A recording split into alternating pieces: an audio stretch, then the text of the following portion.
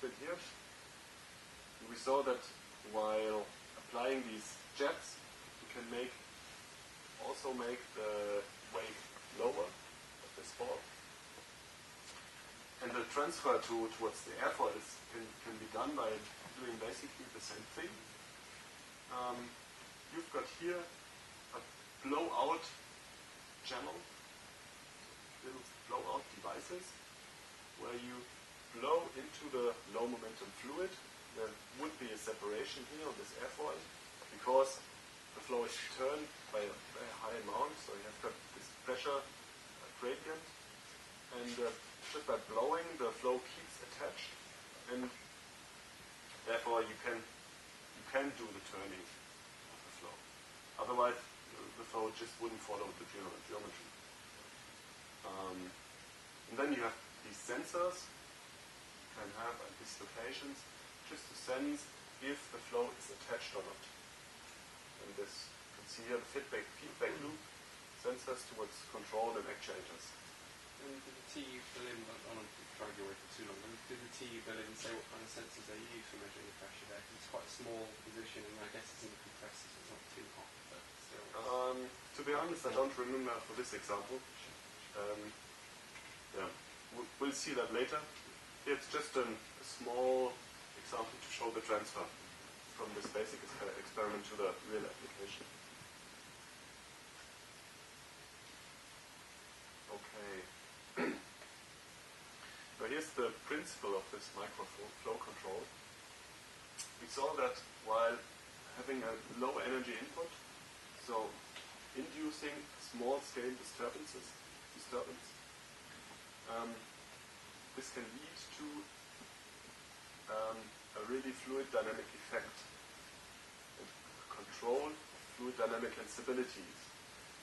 And so we could speak of an amplification given by fluid dynamics of this small actuation, and the result would be a high energy effect, or large scale effect that you really, in the last example, you blow out, but you in fact get lower losses and get an attached flow, a stable flow, and that's what you want to get out. So the issue is to put into low energy at the right place, with a correct frequency, and to get a large scale effect. And as an example here, there's a schematic of a fuel control system. And you can see the turbulent flow here, the combustion with large-scale structures, high Reynolds number, and chemical reactions still going on. And this tends to be unstable, or tends to have fluctuations.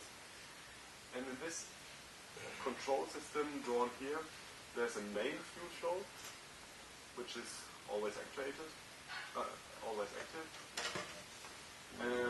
And then you have got a second fuel flow, which is controlled here. And now modifying this second flow by closed loop control system again, you induce small disturbances into the combustion, and these stabilize the combustion again. Okay. They're just as a schematic. And in this experiment here, what turned out is that you can keep a very low NOx production. So you get, here's the chart, NOx emissions over pressure fluctuations in the combustor. There's the red line is the uncontrolled, the conventional result. And by applying this active control loop, you can significantly reduce the fluctuation level and therefore operate in a region where you get very low NOx emissions. Because this region here, where you want to operate, this was formerly not possible because of the high pressure fluctuation. Okay. So you gain a new operating region again. That were the microflow principles. Now getting to the large scale flow switching, that's a fairly easy task to explain. You simply bleed air with one approach. You take out a high amount of flow outside of the compressor in order to change the matching of compressor and turbine or between stages. You can move the stator vanes to control flow, to change swirl locally. You can modify cooling flows by modifying valves. And you've got the thrust vectoring control, which we saw yesterday, so modifying the vector of thrust, the jet. And these are all involved with a high amount of masses. So you have got an actuation which has got these high forces and is very demanding because it's directly operating high temperature flows and large amount of flows.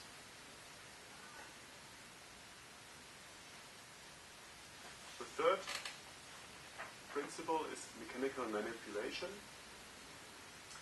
And that's basically the conventional approach we're doing today. We see that in intakes by hydraulically actuated flaps or geometries. There are the variable guide vanes, unison rings which turns and have levers to the different airfoils.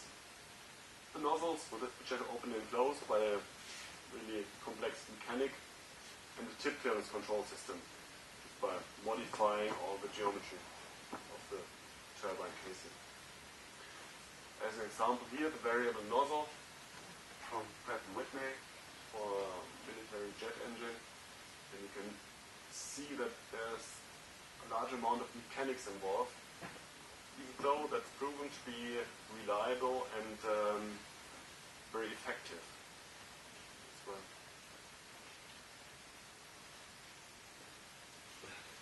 Okay, now let's get to the part of choosing the right technology for future actuators. And there's some general comments I would like to add. First of all, and the very basic thing is that you have to understand what's going on. You have to understand really the process, the physical process, which is underlying in your effect. So once you have understood that, you can modify it by actuation. And when you actuate something, especially for the gas turbine, there's always a system issue associated with that. So you have that implications on system level, you change the whole system characteristic, the system dynamics, and you absolutely have to have a look at that and understand what's going on if you modify something in the engine. Another point is that an effective actuation always requires a multidisciplinary approach because there's a lot of topics associated with that. There's the high temperature, there's all the system points, there's maybe aerodynamics, there's structures. So these are all the different disciplines which you have to get together to get an effective system. So the approach would be here to get a team, to get it done from different point of views, not looking only into one direction.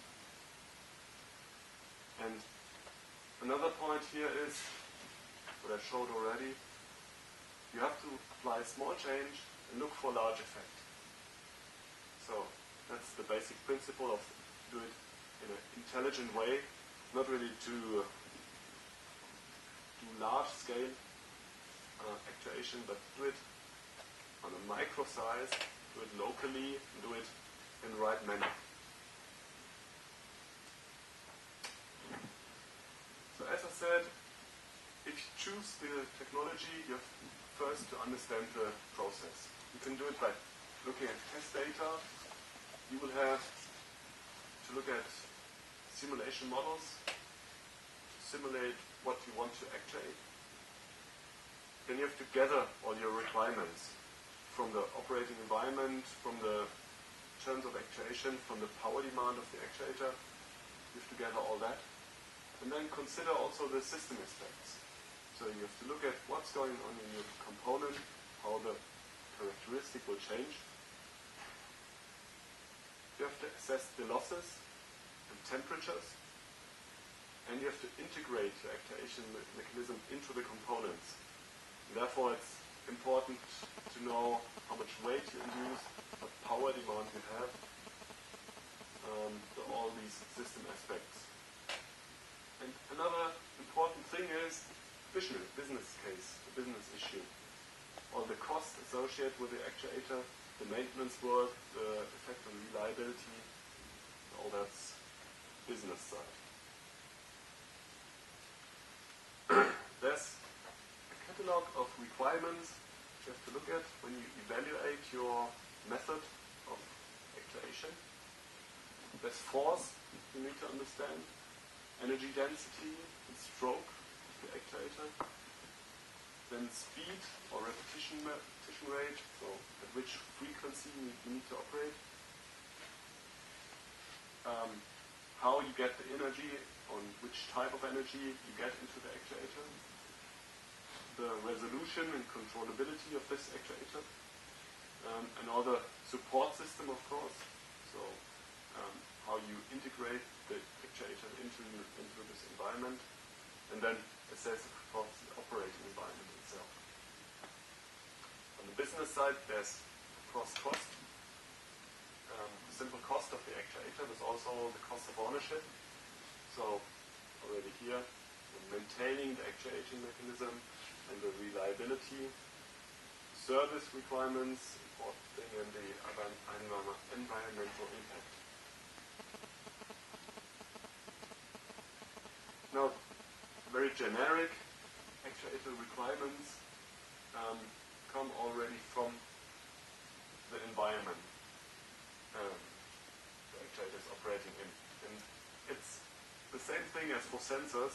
We've got very high temperatures, so high amount of energy flows. Just look at this little chart. There's really big numbers involved in the energy transfer here. So looking for the compressor, high pressure compressor, for example, that's 26 megawatts in this example, and that's only a small fighter engine. So if you go to big commercial engines, this can be even more.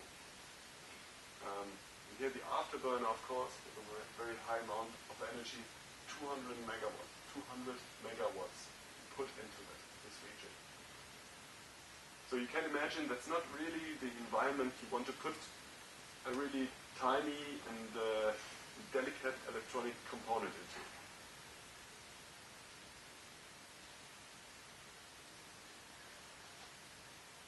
So in our group, we assessed some of these components and formulated some basic requirements these actuators have to fulfill.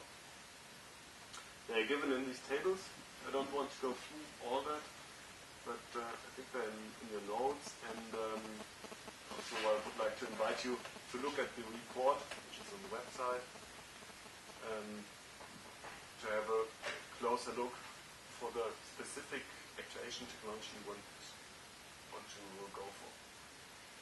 The only thing I would like to highlight is that each technology and each active control approach has its own requirements. Since it's located at a specific place, at a specific environment, since it has to fulfill specific